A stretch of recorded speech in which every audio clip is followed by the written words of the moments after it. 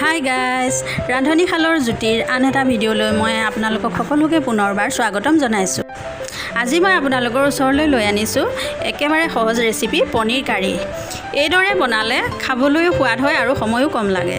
তেনেহ'লে বলক দেৰি নকৰি আজি ভিডিঅ'টো আৰম্ভ কৰোঁ।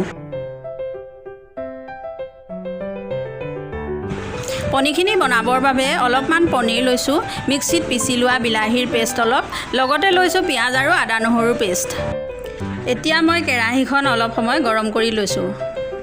কেৰাহীখন গৰম হোৱাৰ পিছত ইয়াত অলপমান মিঠাতেল দি লৈছোঁ।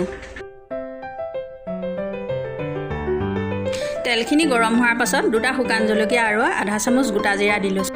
জিৰাখিনি ফুটি উঠাৰ পাছত পিঁয়াজ আৰু আদা নহৰুৰ পেষ্টখিনি দি লৈছোঁ। কেঁচা গোন্ধ নোযোৱালৈকে মই এইখিনি ভাজি থাকিম। এতিয়া এইখিনি ৰঙচুৱা হোৱাৰ পিছত পিচি লোৱা বিলাহীৰ পেষ্টখিনি দি দিছোঁ।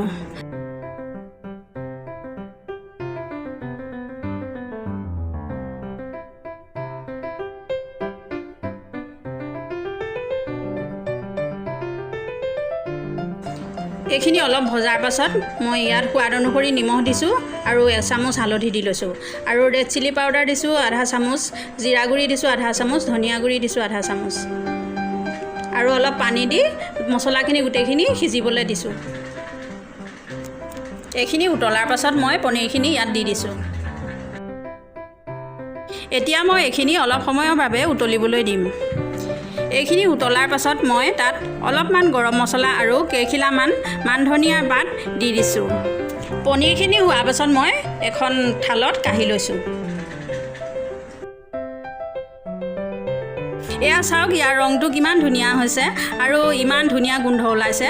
আপোনালোকেও এই ৰেচিপিটো এবাৰ বনাই চাবচোন, যিহেতু বনাবলৈও বৰ সহজ। আজিৰ ভিডিঅ'টো চাই যদি আপোনালোকৰ ভাল লাগিলে লাইক কৰিব, কমেণ্ট কৰিব, লগতে চেনেলটো ছাবস্ক্ৰাইব কৰিব আৰু আহিবলগীয়া ভিডিঅ'বোৰ পাই থাকিবৰ বাবে কাষতে থকা বেল আইকনটো ক্লিক কৰি দিব। তেনেহ'লে আজিৰ ভিডিঅ'টো ইমানতে সামৰিছোঁ। ভিডিঅ'টো শেষলৈকে চাই থকাৰ বাবে ধন্যবাদ।